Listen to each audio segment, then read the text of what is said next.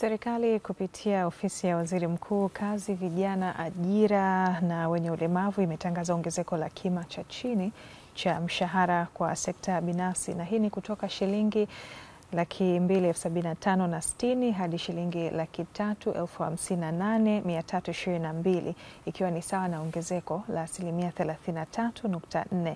Na hatua hiyo imeelezwa kuwa ni utekelezwaji wa takwa la kisheria ambalo linahitaji mapitio kila baada ya miaka mitatu. Na wakati serikali ikisisitiza hilo na lengo la kuboresha zaidi ustawi wa wafanyakazi, yapo mengi pia ikiwemo mijadala ambayo imekuwepo, na tutaangalia hasa katika ongezeko hili la kima cha chini cha mshahara kwa sekta binafsi linamaanisha nini na tafsiri yake kwa uchumi wa sasa, na tutapata pia ufafanuzi wa kina. Katika kuzungumzia hili hapa studioni tumemwalika Walter Nguma ambaye ni mchambuzi wa masuala ya uchumi. Karibu sana Walter. Asante sana Foya. Na tunaye pia John Vahai ambaye ni katibu mkuu wa chama cha wafanyakazi wa mashambani na kilimo Tanzania na mjumbe wa bodi ya TUCTA. Karibu sana. Asante sana Hilda. Karibuni sana. Asante sana.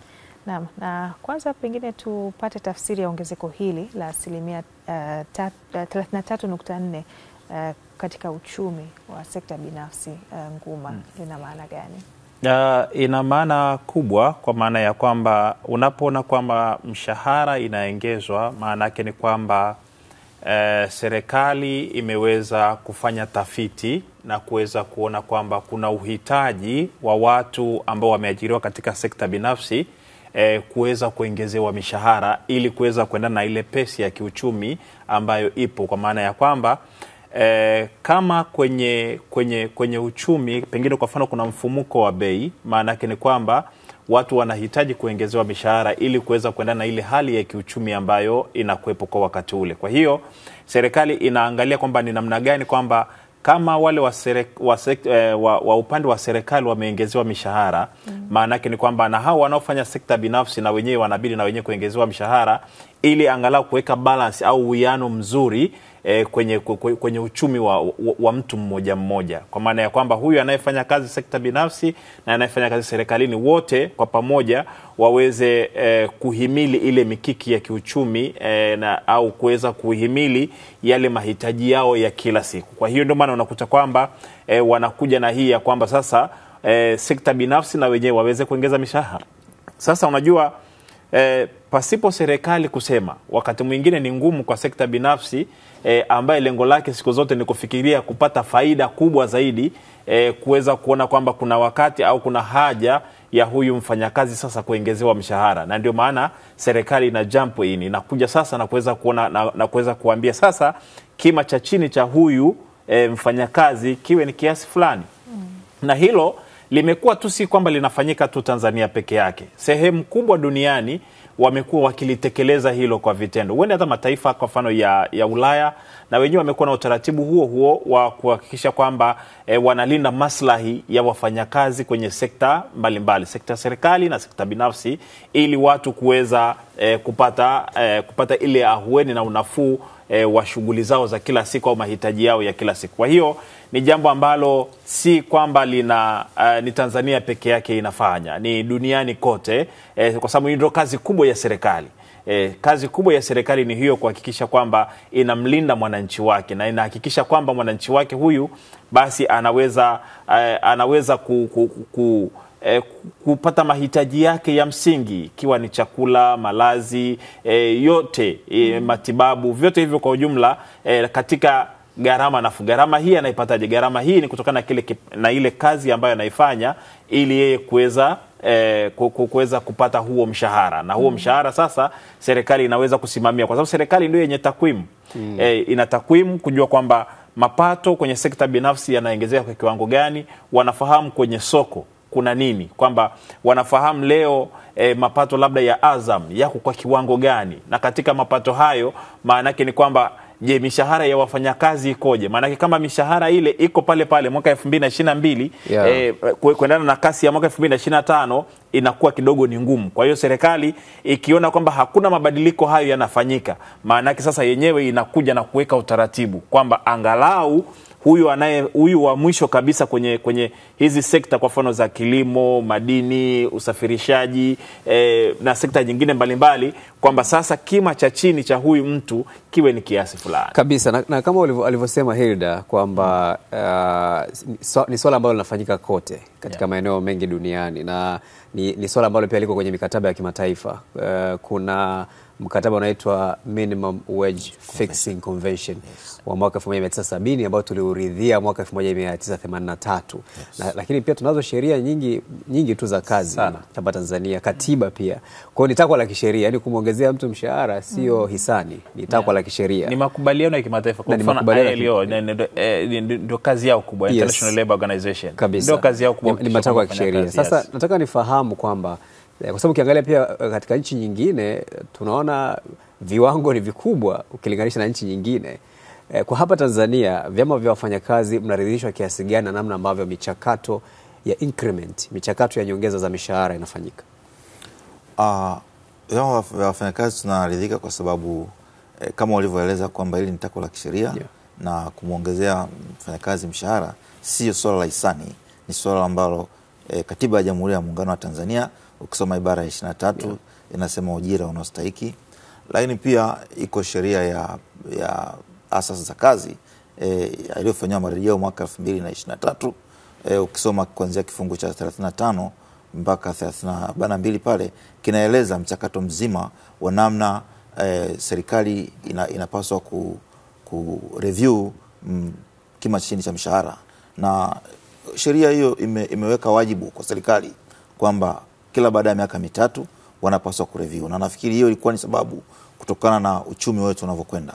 Kwa hiyo sisi kama vyama vya wafanyakazi tunaridhika na mchakato huo mzima kwa sababu tunashirikishwa, na katika kusoma katika hiyo sheria inampa mamlaka waziri mwenye dhamana kuunda bodi ya kima chini cha mshahara, na bodi ile inakuwa ina utatu ule maana yake unahusisha vyama vya wafanyakazi, alafu unahusisha waajiri, lakini pia serikali, lakini pia kuna wataalamu mbalimbali, kwa mfano kutoka NBS na maeneo mengine ambayo watasaidia takwimu ili kufikia kiwango ambacho kinaweza kulipika katika wakati husika. Sasa na pia utaratibu inaelezwa kwamba inatakiwa iundwe bodi ya specifically ya kuangalia kima cha chini, ifanye utafiti, alafu baadaye inakuja kumshauri waziri wa masuala ya kazi.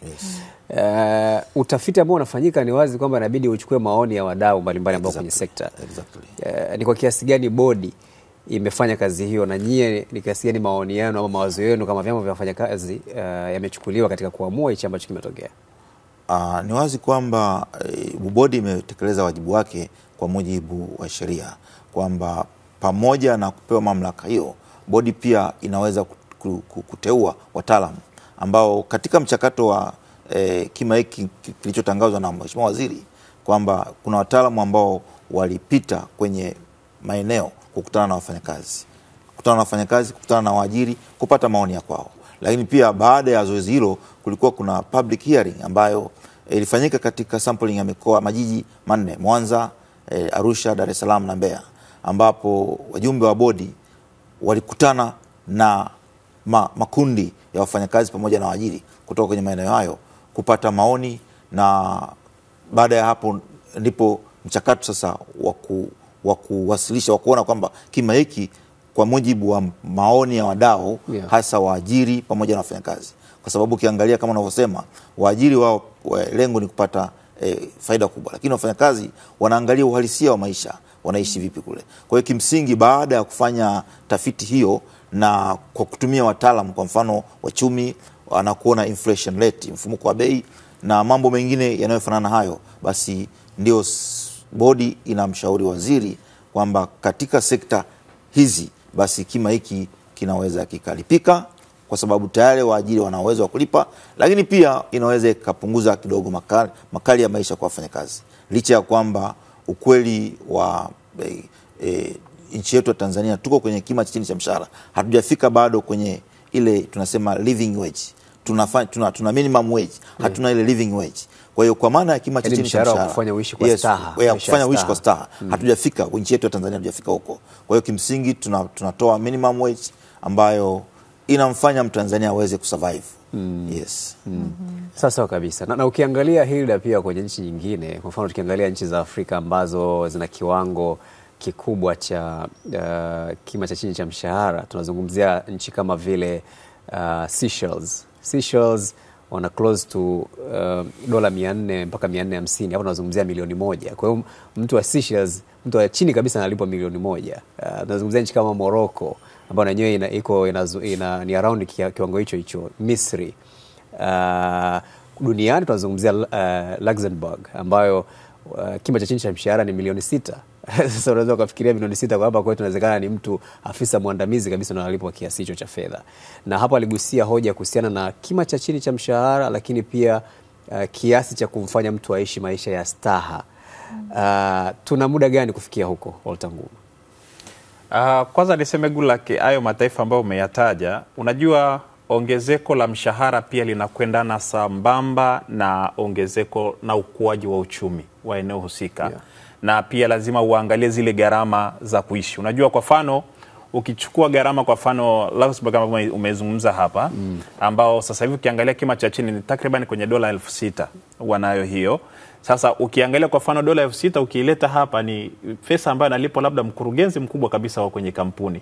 Lakini ukiona hiyo pesa ambayo mkurugenzi anaipata hapa, maana yake ni kwamba akienda kwenye mataifa kama yale kwenda kuishi, unaweza kuona kwamba anaenda kuishi maisha ya kawaida kabisa, ya chini kabisa. Kwa hiyo inategemea na zile gharama za maisha jinsi zilivyo katika eneo husika, kwa maana ya kwamba ukienda maeneo kama hayo utakuta kwa mfano kuna issue kwa mfano za kodi. Labda kodi ya nyumba ya kulala, labda kwenye masuala ya upatikanaji wa vyakula na mambo mengine kama hayo, huduma za kiafya zikoje. Kwa hiyo unakuta kwamba gharama inahitaji mtu kupata mshahara mkubwa ili kuweza kukidhi yale matakwa au yale mahitaji katika eneo husika. Kwa hiyo ile cost of living na yenyewe inakuwa na mchango mkubwa sana wa kuweza kufanya mishahara iweze kuongezeka, kwa sababu kuna kitu tunaita wage indexation, kwamba lazima uweze kuangalia inflation. Kwa mfano unaangalia masuala kwa mfano inflation, labda mfumuko wa bei jinsi ulivyo. Ule mfumuko wa bei ndio ambao unasukuma serikali kuweza kuona kwamba sasa kuna uhitaji wa watu kuweza kuongezewa mshahara. Kama unakumbuka wakati ule wa COVID, mataifa mengi yalifikia hatua kwamba sasa hata kule ambako serikali sekta binafsi ilikuwa inashindwa, nchi nyingine zenye uwezo mkubwa wa kiuchumi waliweza kuwaongezea mishahara ili kuweza kukidhi angalau waweze kuenda na ile hali ya kiuchumi jinsi ilivyo. Kwa hiyo kuna mambo kama hayo ambayo lazima yawepo. Sasa ukija kuangalia kwa sisi kuweza kuja kufikia hapo, maana yake kuja kuangalia hayo mataifa Goodluck hayako kwenye uchumi wa chini wakati hayo ni mataifa ambayo kwenye uchumi wa juu. Kwa hiyo ina maana kwamba kwa kadiri ambavyo tunazidi kukua kiuchumi ndivyo ambavyo na mishahara hiyo itaweza kuongezeka. Na inawezekana hizi nchi pia zina kiwango kikubwa cha inflation. Inawezekana kwamba uwezo purchasing power, uwezo wa watu kununua, lakini pia gharama za vitu na vitu kama hivyo. Sasa Tanzania tuna kiwango cha inflation cha 3%. Yani viwango vya chini kabisa, yani katika nchi za Afrika 5 zenye kiwango kidogo cha inflation cha mfumuko wa bei pamoja na Tanzania. Kwa mantiki hiyo inawezekana hichi kima cha chini cha mshahara ambacho kimetangazwa 358 kwa sekta binafsi na 500 kwa sekta ya umma ikawa reasonable kwa mazingira yetu. Kwa sababu ukiangalia kaangalia gharama labda ya baga pale Switzerland, afu uje uangalie gharama ya baga hapa Tanzania, utaweza kuona hiyo tofauti yake jinsi ilivyo. Lakini angalia hata gharama ya bia kule na uangalie gharama ya bia hapa Tanzania, utaona kuna tofauti kubwa. Nenda kwenye swala kwa mfano malazi, uende kwenye mahoteli ya wenzetu, uangalie na hoteli za huku kwetu, utaona wakati mwingine gharama ya huku kwetu iko chini ukilinganisha na kule kwao. Kwa hiyo vitu kama hivyo ndivyo ambavyo wakati mwingine vinatizamwa wakati wa kuangalia kwamba namna gani ambavyo tunaweza tukaongeza mishahara, kwa sababu kuna kitu tunaita collective bargaining, kwamba lazima kuwepo na majadiliano marefu mpaka kufikia hatua ya kusema kwamba kiwango fulani ndicho kitumike kwa ajili ya mishahara. Nikupe mfano mzuri, maana yake ni kwamba kwa mfano katika sekta binafsi tunaamini kwamba zile chambers of commerce zimeshirikishwa kwenye kutoa maoni na maoni yao juu ya kuweza kuona kwamba ni mishahara kiasi gani ambayo wanaweza kulipa, kwa sababu ukitoa mishahara unaweza kusema watu walipe kiwango fulani cha fedha, lakini makampuni mengi yakawa hayana uwezo huo, kwa sababu makampuni mengi tulionayo sisi sio yale makampuni makubwa, ni haya ya kati na ya chini ambayo ndio mengi na ndio ambayo yametoa ajira kwa watu wengi. Ina maana kwamba ukisema kwamba kwa nini wameweka 300,000 wasingeweka labda milioni 1 au je, haya makampuni yatakuwa na uwezo ya kulipa? Maana yake ni kwamba kesho kutwa makampuni haya yote yatakufa. Kwa hiyo hata unapo set kile kiwango cha mishahara lazima uhakikishe kabisa kwamba unayalinda haya makampuni ili yaendelee kutoa ajira, lakini vile vile haya makampuni yaweze kukua, kwa sababu mimi ni business consultant. Ukienda kwenye makampuni mengi unakuta yani yana run kwenye loss kubwa sana. Yani watu wengi wanaendesha biashara kwa msongo mkubwa wa mawazo. Kutokana na kwamba bado makampuni mengi yanahitaji sana kukua. Kwa hiyo ukiangalia hata ile unaweza kusema kwamba wanatengeneza faida, lakini wengi wanatengeneza hasara sana. Kwa hiyo unaposeti mishahara hii, vitu vyote hivyo lazima uweze kuviangalia na kuweza kuona kwamba je, makampuni haya mengi yataweza kufanya hivyo ili kuweza angalau kufanya haya makampuni yakaendelea kusurvive. Naam, Walter, tutarejea hapa kuendelea kuzungumza na tutasikia pia kwa upande wa John hasa katika utekelezwaji wa hili kutoka kwa waajiri wa sekta binafsi mara baada ya mapumziko mafupi.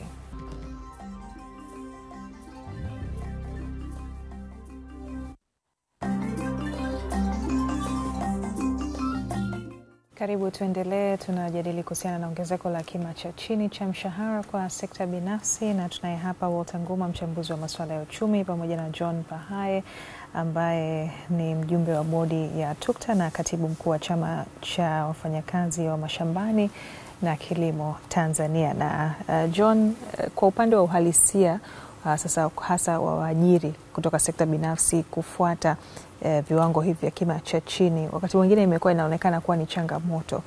Ni mambo gani hasa ambayo yanasababisha hili? Kwa ujumla waajiri wengi ikishafika mahali anashindwa labda kutekeleza matakwa ya sheria kama ambavyo imeelekezwa na tangazo la serikali, pengine ni uchumi wa biashara zake inakuwa pengine imepelekea kushindwa kutekeleza hilo. Lakini kuna wengine wanafanya tu kwa sababu ya jeuri, hawataki tu kutekeleza. Na kwa kuwa ni sheria kama ambavyo imeainisha, kwa sababu kila sheria ina adhabu zake ukiwa umevunja. Kwa hiyo viko vyombo vyenye mamlaka kusikiliza. Kwa mfano masuala ya kazi, unajua iko tume ya Commission and Mediation and Arbitration ambayo imepewa mamlaka kusikiliza masuala yote yanayotokana na kazi. Kwa hiyo ikitokea mwajiri hajatekeleza kiwango hiki cha mshahara kama ambavyo imeainishwa kwenye tangazo la serikali, manake anapaswa kushtakiwa. Anashtakiwa kwenye vyombo vyenye mamlaka na vinatoa order compliance. Lakini pia ipo ofisi yetu ya ofisi ya kazi ambayo pia na yenyewe ina wajibu wa kupitia kuona kwamba je, baada ya tangazo la serikali kutoka, je, kila mwajiri ana comply na hilo tangazo. Ikitokea kuna mwajiri ambaye ameshindwa kucomply, basi anapewa compliance order ili aweze kutekeleza. Wakati huo inakuwa ni ngumu kufanya ufuatiliaji kama huo, mfano katika wale ambao wanafanya kazi bila mikataba, wanakuwa hawana sehemu sasa ya kuanza kwenda mfano kushtaki, kwa sababu mkataba unakuwa kama ni wa mdomo ama makubaliano tu na sio ule wa maandishi. Unaona hili pia kama changamoto? Ni kweli hilo ni changamoto, ingawaje ukisoma sheria ya mikataba pengine ni pana kidogo. Lakini unaweza ukawa na mkataba, watu wengi wamekuwa kifikiri mkataba ni ule tu ambao umeandikwa, lakini mkataba unaweza ukawa hata wa mdomo. Lakini mimi pia mfano nimekuja hapa leo Azam, nimekuja kwa mwaliko, manake ni kwamba nikipata changamoto yote hapa niko Azam. Kwa hiyo uwepo wa mfanyakazi kwenye eneo la mwajiri tayari inaonyesha kwamba huyu ni mfanyakazi. Kwa hiyo mwajiri hawezi kukwepa wajibu wake wa kumlipa kwa sababu eti hana mkataba wa ajira, eti kwa sababu hajamwandikia. Hiyo inawezekana ikawa ni potofu tu, lakini kisheria na kitaratibu, ili mradi tu zile elements za kuonyesha kwamba kuna mahusiano ya kiajira mahali hapa, basi wajibu kila upande lazima utimize wajibu wake. Mfanyakazi amefanya kazi, lazima alipwe mshahara wake kwa mujibu wa sheria. Na hii kima cha chini ni katika sekta binafsi, vipo vipengele ambavyo vinaainisha ni maeneo gani hasa, labda utupitishe katika hilo. Ya, katika hilo, na kwa kweli kuna changamoto kidogo, kwa sababu ukiangalia waziri alipotangaza ametangaza wastani, maana kama nilivyosema sheria inataka kila baada ya miaka mitatu serikali kufanya review na kuweza kutangaza kima cha mshahara. Kwa hiyo katika tangazo la kima cha chini cha mshahara lilotoka mwaka 2022 na ukichukua tangazo la mwaka huu, wastani wake, ukuaji wa wastani kutoka kwenye ile tangazo mpaka hivi sasa kuna kama ongezeko la 33% kama alivyosema Mheshimiwa Waziri. Lakini ukirudi kwenye jedwali lenyewe halisi ambalo niko nalo hapa, ndugu mwandishi, niko nalo hapa, linaeleza kila sekta kama ambavyo nimesema. Ziko sekta 16 na kila sekta ina viwango vyake. Na jedwali liko hapa ambalo inaainisha, ambalo limeanza na sekta ya kilimo, na katika hizi sekta nilisema pale mwanzo kuna subsekta ndani. Kwa mfano kwenye sekta ya kilimo hivi sasa kuna sehemu ya kwanza ambayo inazungumzia mazao na mifugo, lakini sekta ya pili inazungumzia, subsekta ya pili inazungumzia misitu, na sekta ya tatu inazungumzia uvuvi.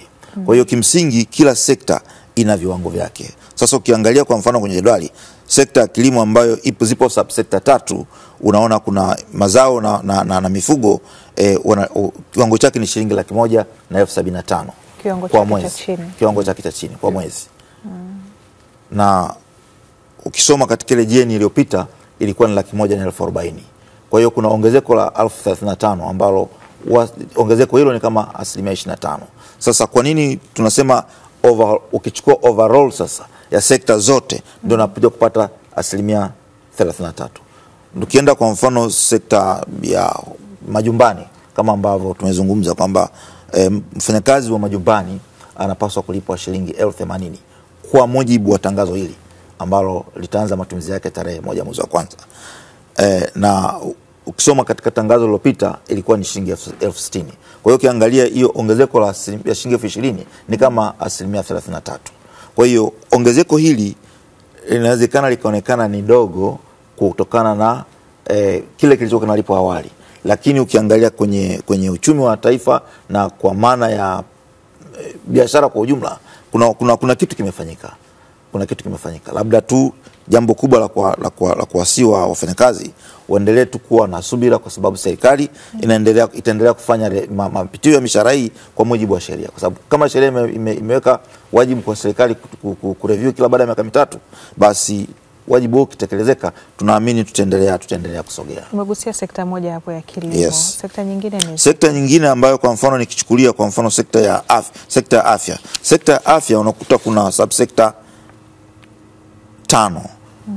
Na kuna hospitali, kuna vituo vya afya, kuna polyclinics, kuna dispensary, lakini pia kuna pharmacy. Na hiyo pia kila sekta ina viwango vyake. Nikichukulia kwa mfano hospitali, kwenye tangazo hili kima cha chini ni shilingi 250,000 kwenye tangazo hili. Na kwenye vituo vya afya ni shilingi 240,000. Lakini kwenye dispensary ni shilingi 230,000. Kwa hiyo hivyo ndio viwango ambavyo vitatekelezeka kuanzia tarehe 1 mwezi wa kwanza 2026. Yes. Yeah. Sasa na mjadala pia mkubwa sana nimeona hili umekuwa hapo kwenye watumishi wa ndani, watu wanafanya kazi za majumbani. Ndio kumekuwa na mjadala mkubwa kuhusiana na kiwango ambacho wanalipwa, kuhusiana na namna ambavyo kinaweza kukidhi mahitaji na mazingira ya sasa. Nyie kama watu wa vyama vya wafanyakazi mnalionaje hili? Sababu tuna kundi kubwa pia la watu ambao wanafanya kazi katika eneo hilo. Yeah, ni kweli kabisa, kwa sababu ukiangalia kwenye tangazo hili mtu ambaye analipwa hicho kima cha shilingi 1,000, atakayelipwa kima cha shilingi 80,000, maana yake ni yule ambaye anafanya kazi nyumbani, maana yake almost kila kitu anamtegemea yule bosi wake. Yaani ile 80,000 yani yeye ni ya kwake kama yeye, tofauti na ambaye anatakiwa aje afanye kazi, atatumia nauli, atatumia labda chakula cha mchana, lakini yule manake ni kila kitu kiko pale. Ina maana yeye anachoweza kutumia fedha zake ni yeye peke yake. Na unaweza kukuta ni kiwango kidogo, lakini ukizingatia mahitaji ya msingi ambayo anayapata pale pale nyumbani ni kiwango ambacho kiko reasonable. Japo kwa kutamka ni kidogo, lakini kiko reasonable. Sasa kwa upande wako mtaalamu wa uchumi unaonaje? Hii kada ina watu wengi. Kumekuwa na mijadala kwanza kuhusu kupewa kazi kwa mikataba, lakini pia kuhusu kima chao cha mshahara. Unajua kuna kitu ambacho ni changamoto kwenye taifa letu, bado kinatakiwa kifanyiwe kazi, ni ile tunaita pay transparency. Ule uwazi kwenye malipo. Mishahara ya watu wengi haiko wazi sana. Na hii ni kutokana na kwamba inawezekana bado timu hii inahitajika kuongezeka sana ya kufuatilia ili kuweza kujua kwamba Watanzania wengi hasa waliopo kwenye sekta binafsi wanalipwa kwa kiwango gani, kwa sababu ukienda kwa mfano mataifa mengine huko Gulak, wana kwa mfano wale social workers wanapita, wanaangalia, watahoji, watafanya hivi. Sasa ukiangalia kwa mfano huku katika nchi zetu hizi bado hatujafikia kwenye level hiyo. Kwa hiyo unaweza kuona katika mazingira hayo ndio unakuta kwamba ule uwazi wa viwango ambavyo hawa wasaidizi wa nyumbani wanalipwa unakuta ni mdogo sana, kwa sababu kiwango hakijawa ni cha jumla, kwa sababu huyu mfanyakazi inabidi aangaliwe pia majukumu yake anayoyafanya nyumbani. Ukute nyumba ni ya gorofa, anabidi kuifanyia usafi kila wakati, kuna watoto kwenda shule, kuna kupika, kuna kufua, kuna mambo mengi ambayo anayafanya. Kwa hiyo inategemeana pia na ukubwa wa familia jinsi ulivyo, ukubwa wa eneo lenyewe ambalo huyu mfanyakazi analihudumia. Kwa hiyo ndio ambayo inaweza kapelekea kwamba ni kiwango gani ambacho anapaswa kulipwa, lakini vile vile lazima uangalie pia anahudumia kwenye familia namna gani, yenye uwezo wa kiasi gani. Na kama unakumbuka hili aliwahi kulizungumzia sana marehemu Reginald Mengi, wafanyakazi wa ndani. Kwa hiyo lazima uweze kuona kwamba haiwezekani kwamba mfanyakazi wa ndani aliyoko nyumbani kwa Gulak alipwe sawasawa na mfanyakazi aliyoko nyumbani kwa waziri mkuu. Hiyo haiwezi kuwa sawa. Au mfanyakazi aliyoko kwa Hilda Foya alipwe sawasawa na mfanyakazi anayefanya nyumbani kwa Mo Dewji. Haiwezi kuwa sawa. Kwa hiyo lazima uangalie pia uwezo, ukubwa wa familia katika kuweza kuona kwamba namna gani ambavyo mfanyakazi huyu anaweza akalindiwa maslahi yake. Kwa sababu unajua asikwambie mtu, hakuna mtu ambaye anapenda mteremko kama mtu mwenye kipato kikubwa.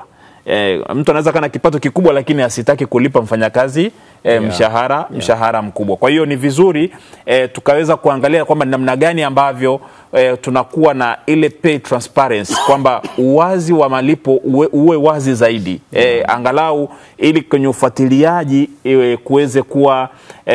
kuweze kumlinda huyu raia ambaye anafanya kazi.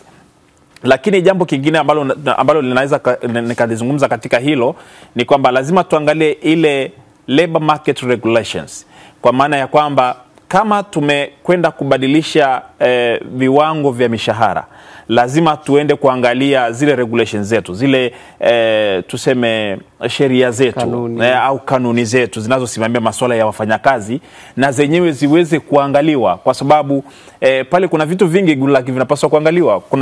Kuna leave pay, kwa maana ya kwamba ile mtu anavyoenda likizo analipwa kiwango gani, lazima hivyo na vyenyewe viangaliwe. Lazima ukaangalie kwamba muda wa huyu mtu kufanya kazi, kwa sababu unasema atalipwa shilingi 350,000. Je, anafanya kazi kwa masaa mangapi? Yani ni vitu ambavyo havijawa indicated, ni vitu ambavyo vinapaswa kuangaliwa. Isije kawa kwamba mtu analipwa shilingi 350,000 lakini inamlazimu kufanya kazi masaa 24. Lakini sheria za kazi ziko wazi kwamba mtu anatakiwa afanye kazi kwa siku saa ngapi? Saa 8. Masaa 45. Anaweza kufanya masaa 8 kwa siku. Kwa hiyo masaa 8 kwa siku. Hilo liko wazi, ni jambo la liko wazi. Kwa maana sheria za kazi zinataka utakapomzidishia muda huo inabidi umlipe zaidi overtime. Kwa hiyo inabidi kwamba hivyo na vyenyewe viweze kufuatiliwa. Lakini kuambia leo unaambiwa ufanye masaa kwa mfano kwa siku masaa 8. Ni wangapi hapa wanatoka saa 8 kwenye makazi? Au wanatoka saa 10. Asilimia kubwa ni saa 11, saa 12. Na anaingia saa 1 kazini au saa 2 au saa 12. Sasa lazima uweze kuhakikisha kwamba unapofanya hii review ya namna hii, na hiyo yote kwa ujumla yake ifanywe marekebisho ili iweze kuendana na ili kuweza kuboresha maisha ya huyu mfanyakazi. Usipofanya hivyo, maana yake ni kwamba ndio atalipwa hiko kiwango lakini atanyonywa kweli kweli. Ndugu yangu anafikiria hapo anakuja kazini saa 11. Hapo katika muda wa kuingia inawezekana kuna wengine nao wanachelewa kuingia. Ndio bwana wanachelewa kutoka. Sasa kuna wengine unakuta anaingia kazini saa 3. Maana yake sasa lazima utengeneze kuna kitu tunaita job rotation. Lazima ukitengeneze. Lakini tuseme kule kwa hapa kwetu wanazingatia. Hapa kwetu ukiingia unahesabu saa zako 8, umemaliza unaenda nyumbani. Sio kwamba ni watu wote wanakiuka. No, kuna makampuni ambayo kweli wanajali utu wa watu. Wanajali watu wao, wanajali wafanyakazi wao. Na ndio maana unakuta mfanyakazi ukimwambia aondoke kwenye kampuni aende kwenye kampuni nyingine, anasita kwa sababu anaona hapa mbona ni kama nyumbani. Lakini kuna makampuni mengine huko unalipwa kidogo, lakini hata ule muda wa kufanya kazi na wenyewe unakuta huko tight kweli kweli. Kwamba huyu mtu hata uwezo wa kufuga hata kuku, pamoja na kwamba mshahara ni mdogo, hana kabisa. Mnaona maeneo gani bado yanahitaji maboresho hasa katika masuala haya ya sera za mishahara hapa nchini kama TUCTA? Kama TUCTA kimsingi sheria imekaa vizuri. Jambo moja tu ambalo tunafikiri tunahitaji maboresho ni ushirikishwaji hasa wa wenzetu upande wa pili wa waajiri. Kwa sababu waajiri kama mnavyojua kwamba wao ni kwa kawaida mwekezaji anataka faida kubwa. Kwa hiyo wakati mwingine uwazi katika zile takwimu inakuwa ni changamoto kuweza kupata takwimu halisi. Wakati ule kama nilivyosema, wakati wa kufanya utafiti wakati mwingine waajiri hawaleti takwimu halisi. Kwa hiyo inaweza ikapelekea ile kamati au ile bodi kuto kufikia katika uhalisia wa nini kinachoweza kulipika kwa wakati huo. Kwa hiyo hilo nadhani ni eneo ambalo tunahitaji kuboresha zaidi, hasa kwenye eneo la utafiti. Ili tuweze kuwa na takwimu kama alivyosema mwenzangu kwamba uwazi, kinachotakiwa kwa sasa ni uwazi. Tukiwa wawazi tukafahamu kwamba tunazalisha kwa kiwango hiki, tunaweza tukalipa kwa kiwango hiki. Kwa sababu nia ni kwamba wote tuwe sustainable. Tusingetamani pia sisi wafanyakazi tu demand mshahara mkubwa alafu makampuni yale yaweze kufungwa. Bado itatusaidia. Lakini tukiwa wazi manake kile tunachokizalisha basi tugawane kwa uwiano unaotakiwa. Sio mmoja analipwa milioni 20 afu mwingine analipwa 200,000. Hicho ndio kitu ambacho sisi kama vyama wafanyakazi tunasisitiza na tunaendelea kuiomba serikali endelee kutimiza wajibu huu. Hasa kwa kuwabana waajiri waweze kuleta takwimu. Kwa sababu inawezekana. Kwa sababu kuna audited reports ambazo zipo serikali inazo. Kwa hiyo tunaweza tukapata takwimu sahihi kwa ajili ya kuhakikisha kwamba tunapata utafiti tutakaofanya uwe ni utafiti utakao reflect uhalisia wa mambo yalivyo kwa wakati husika. Sasa na hapo pia kwenye hoja yani tunaweza kusema so far, unajua uchumi ni namba. Kama hoja uliotaja hapo ya inflation, mfumuko wa bei Tanzania 3%. Sasa fikiria kuhusu mataifa yenye mfumuko mkubwa wa bei kama Zimbabwe na Venezuela, ambao Venezuela tunazungumzia zaidi ya 200%. Zimbabwe zaidi ya 100%. Kwa hata ukilipo hicho kiasi huwezi kununua. Ndio pale unakuta suti inauzwa bilioni 1. Kwa hiyo unaweza kuona mazingira hapo, lakini tuko kwenye hatua moja kuelekea kwenye vision 2050 kwamba kima cha chini cha mshahara manake kitakuwa ni milioni 1.5, kwamba angalau kila mtu kwa siku awe na uwezo wa kuingiza 50,000. Maana hapa tunazungumzia ni milioni 1.5 kwa mwezi. Hapa tunazungumzia dola zaidi ya 7 kwa mwaka kwa mtu mmoja. Hii hatua inatoa matumaini yoyote? Maana ndo tumeanza safari hivyo ya kutafuta hiyo miaka 25 ya kufikia kiwango hicho. Maisha ni kuchagua na siku zote katika kuchagua lazima uweke mipango.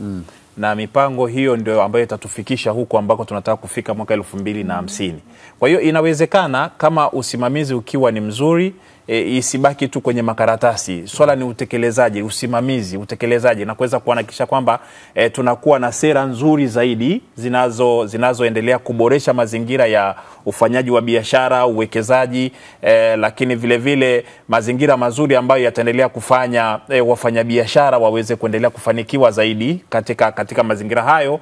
Basi unaweza kuona kwamba tunaweza tukafikia huko ambako tunafikia. Sababu sasa hivi tunazungumzia pato la mtu mmoja la shilingi milioni 3 kama 50,000 kwa mwaka. Yes. Kwa hiyo unaweza kuona tulikuwa kwenye milioni 2, sasa tumefika kwenye milioni 3. Maana yake ni kwamba tunaendelea kupanda. Kwa hiyo kidogo kwa miaka mpaka tufike miaka 50, hapo ni miaka 30, miaka 25 mingine.